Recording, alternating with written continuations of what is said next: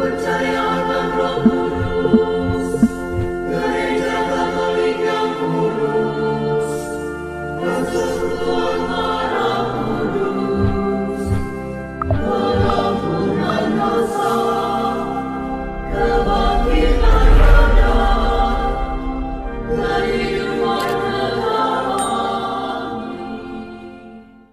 Salve sahabat Katolik Ukren, kembali lagi bersama saya Putra Biri sebagai host pada katekese kali ini. Dan di sini kita sudah ada bersama penasihat channel Katolik Ukren, yaitu Pater Ardi Watuseke MSC. Halo Pater, bagaimana kabarnya Pater? Halo semua Putra, salve, puji Tuhan sehat-sehat. Puji Tuhan ya Pater. Ya, sahabat Katolik Ukren, dari sekian banyak pertanyaan yang masuk di channel Katolik Ukren, kami sudah memilih 10 pertanyaan yang paling menarik untuk kita bahas dalam katekese bulan Rosario di bulan Oktober ini bersama Pater Ardi. Oke Pater, kita langsung masuk pada pertanyaan yang pertama. Yang pertama dari Bartolomeus Risdianto, dia bertanya, siapa yang pertama kali membuat devosi Rosario? Oke, terima kasih ya untuk pertanyaannya, Bartolomeus Risdianto. Dari beberapa sumber yang saya cari, bisa dikatakan asal-usul doa Rosario ini tidak dapat dicari atau ditemukan secara jelas dari perspektif historis ya atau sejarah. Karena sebenarnya doa Rosario ini terbentuk setahap demi setahap. Ada tradisi yang mengatakan bahwa Santo Dominikus tahun 1221 menyebarkan doa Rosario seperti yang kita kenal sekarang.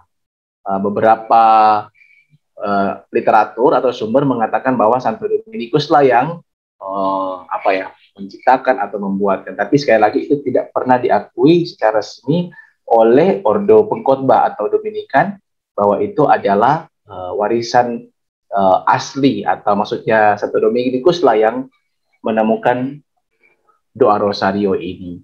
Nah, doa Rosario ini sendiri mulai populer ya, ada yang mengatakan sejak tahun 1571, yaitu kemenangan pasukan Kristen di Lepanto itu.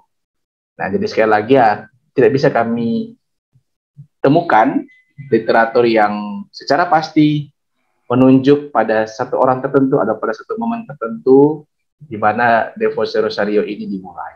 Begitu. Terima kasih Pater. Pertanyaan kedua dari Christophorus Aryo, dia bertanya, bagaimana asal-usul terbentuknya peristiwa-peristiwa dalam Rosario?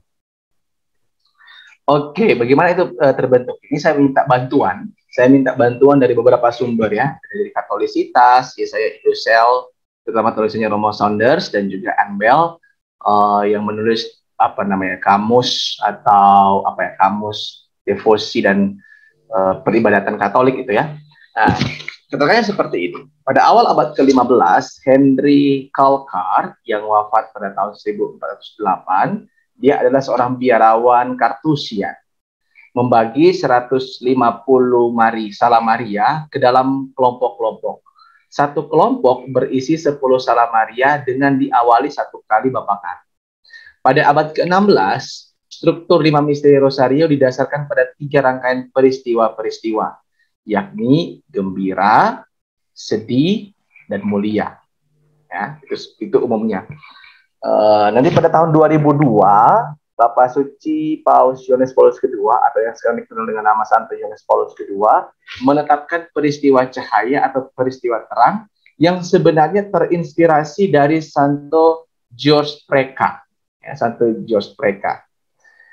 Setelah penampakan Bunda Maria di Fatima tahun 1917, doa yang diajarkan Bunda Maria kepada anak-anak secara umum ditambahkan pada akhir setiap misteri ya. Itu yang kita tahu bersama, Yesus yang baik, ampunilah dosa-dosa kami, selamatkanlah kami dari api neraka, hantarlah jiwa-jiwa ke dalam surga, terutama jiwa-jiwa yang membutuhkan kerahiman. Tetapi kalau untuk soal peristiwa-peristiwa itu, demikian beberapa keterangan yang saya dapatkan dari literatur-literatur. Gitu. Pertanyaan yang ketiga, Pater, dari Nelly Pang. Dia bertanya, ada beberapa teks doa Rosario yang berbeda di tiap daerah. Seperti di doa Terpujilah, ada daerah yang menjawabnya sampai selama-lamanya. Pun ada juga daerah lain yang menjawabnya sekarang dan selama-lamanya. Bagaimana sikap saya Apalagi saya orang yang baru menjadi Katolik, jadi kadang bingung ketika pindah paroki atau daerah. Ada yang bilang sampai selama-lamanya, ada yang bisa sekarang dan selama-lamanya. Umumnya orang memakai yang sampai selama-lamanya. Begitu. Umumnya ya. Pertanyaan yang keempat, Pater, dari Carolus Elang. Dia bertanya, mengapa manik-manik Rosario sekarang hanya ada 50 butir? Benarkah sebelumnya 150 butir? Oke, soal manik-manik ini ya. Soal manik-manik Rosario ini, saudara-saudari yang terkasih, penggunaan manik-manik dan penjelasan doa yang diulang-ulang untuk membantu orang dalam meditasi itu sebenarnya berawal dari masa-masa gereja perdana. Ini adalah salah satu alat bantu untuk orang berdoa.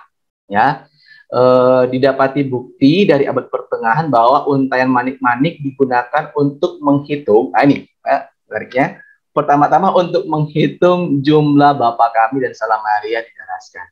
Sesungguhnya untaian manik-manik ini dikenal dengan nama Paternoster, ya, karena mengulang-ulang Bapa Kami berkali-kali. Sebagai contoh, pada abad ke-12, guna membantu agar mereka yang kurang terakses dengan pendidikan agama dapat berpartisipasi lebih baik dalam liturgi.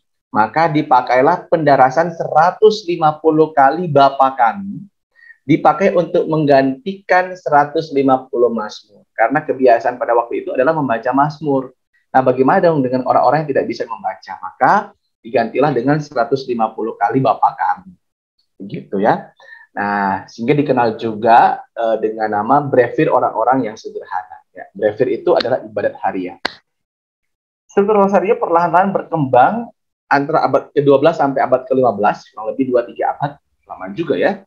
Pada akhirnya 50 Salam Maria atau lebih, sebenarnya bukan cuma 50 kan, didaraskan dan dihubungkan dengan ayat-ayat Mazmur atau ayat-ayat lain mengenangkan sukacita Maria dalam hidup Yesus dan Maria.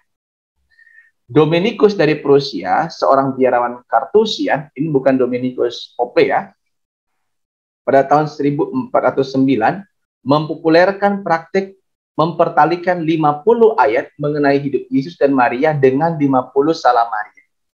Pada masa kini, bentuk doa ini dikenal sebagai bentuk rosarium. Kita tahu ya, rosarium artinya kebun mawar.